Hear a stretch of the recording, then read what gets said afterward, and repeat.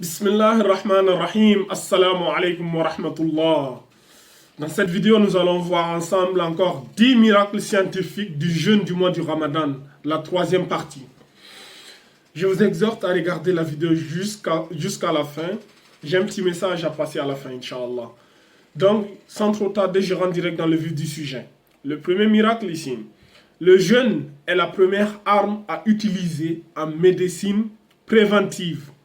Les scientifiques disent que le résultat que vous obtenez après un traitement de plusieurs années avec des médicaments, le jeûne peut vous l'offrir en quelques jours et sans effet secondaire. Le jeûne améliore les performances des organes du corps. Par conséquent, il régule mieux le taux élevé des triglycérides et du mauvais cholestérol, surtout lorsque la personne pratique un peu d'exercice physique en marchant pour aller à la mosquée. Donc ça, c'est le premier miracle ici. Le deuxième miracle. La production d'hormones sexuelles est presque inexistante au cours du jeûne. Le jeûne a un impact significatif sur la stabilité et la situation sexuelle conduisant à une plus grande sérénité. Le jeûne affecte positivement sur la stabilité de l'esprit et réduit l'impact de la production des hormones au minimum. Subhanallah. Qu'est-ce que le messager d'Allah sallallahu alayhi wa sallam nous dit? Il a dit, oh vous les jeunes, celui qui a la possibilité de se marier, qu'il se marie. Et celui qui n'a pas cette possibilité de se marier, de jeûner. Subhanallah. Le messager d'Allah, il nous recommande de jeûner. Parce que si tu jeûnes, ça va te permettre de tenir, de t'abstenir plutôt. Numéro 3. Les scientifiques constatent que le jeûne ne nuit pas aux patients diabétiques. Il est fait sous l'effet surveillance d'un médecin, mais il les aide à guérir. Ceci est certainement dû principalement au fait que le jeûneur bénéficie d'une bonne condition psychique et stable. Le jeûne occasionne également l'absence d'émotions et d'agitation. Celles-ci sont remplacées par la sérénité et la tranquillité. Subhanallah.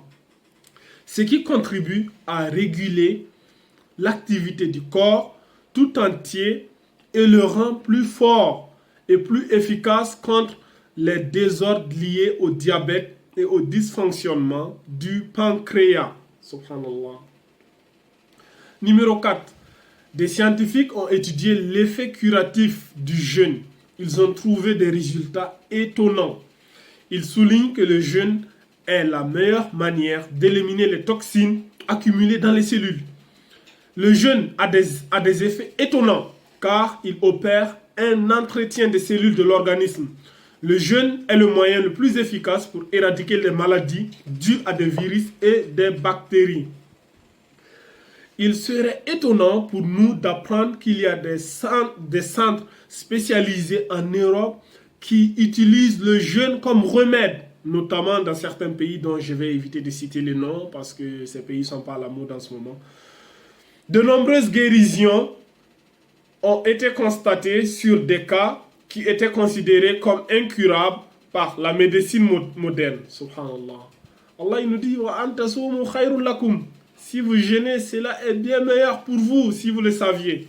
Surat al-Baqarah, verset 184, pour ceux qui sont intéressés. 5. Les scientifiques mettent l'accent sur le fait que le jeûne aide à la perte du poids, il élimine les toxines, réduit les douleurs et les inflammations, augmente la concentration. C'est également une économie de nourriture et de temps. Peut-être le principal avantage est la satisfaction que le jeûneur a d'avoir joué un rôle clé dans l'amélioration de sa santé. Subhanallah.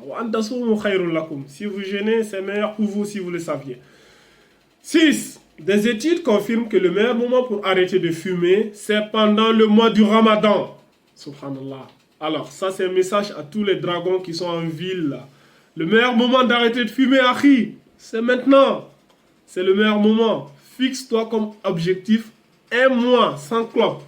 Je vois ceux qui rendent le jeûne avec le Ramadan là. Arrivé l'heure du Maghrib, ils ont déjà allumé leur clope et ils attendent juste Allah Akbar et Frérot, t'as rien compris au film, toi. T'as rien compris.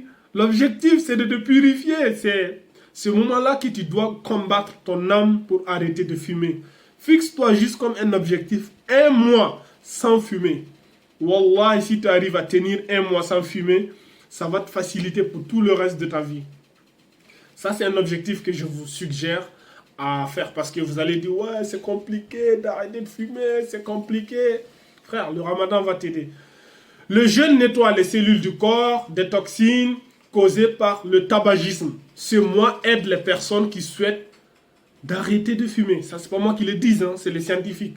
La condition importante, c'est de demander l'aide de Dieu. Sincèrement, tu demandes à Dieu pour qu'il t'aide, Inch'Allah, ça va te faciliter.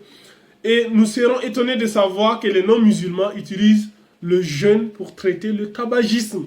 Subhanallah. Numéro 7. Les études scientifiques confirment que la prière peut aider à guérir beaucoup de maux, surtout les maladies du dos et des articulations. Ça, j'avais déjà parlé de ça. Je ne vais pas trop m'attarder sur ce sujet. Ceux qui sont intéressés, regardez les vidéos précédentes, les 2 vidéos précédentes. Les études scientifiques confirment que la meilleure nourriture pour le mois du jeûne, ce sont les dattes. Les dattes à tamaro. Voilà, pour ceux qui veulent savoir. Il a été démontré que des dattes avec de l'eau, c'est la meilleure nourriture pour rompre le jeûne. Les dattes contiennent beaucoup de vitamines, de sucre, de minéraux dont le corps a besoin. Le messager d'Allah sallallahu alayhi wa sallam, il nous dit, lorsque vous rompez le jeûne, rompez-le avec des dattes. C'est une nourriture bénie. Si vous n'en trouvez pas, alors rompez le jeûne avec de l'eau. Elle est purificatrice. Le hadith est rapporté par Abu Daoud. Encore sur les dattes et en 9.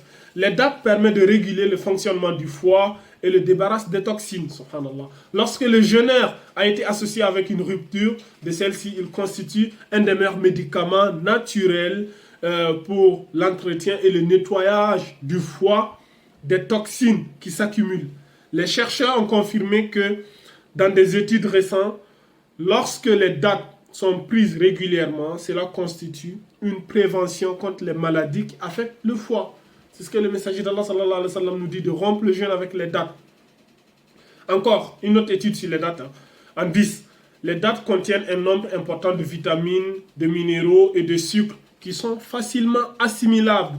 Cela aide à réduire la faim du jeûneur et lui donne un sentiment de satiété. Le sucre, ça va flatter ton cerveau, voilà, parce que notamment, la sensation de faim, généralement, ce n'est pas le ventre qui réclame la nourriture, c'est le cerveau. Et le cerveau, c'est lui qui te demande de manger. Souvent, tu manges, tu n'as même pas besoin de ça, mais le cerveau, il est là, il te met la pression, tu vois. Il faut le combattre. Et quand tu prends les dattes, ça amène le sucre au niveau du cerveau et ça flatte le cerveau, tu vois. Tu le calmes comme un bébé, tu dis, oh mon petit, calme-toi. Voilà. Donc, le messager d'Allah sallallahu alayhi wa sallam nous suggère de rompre le jeûne avec les dattes.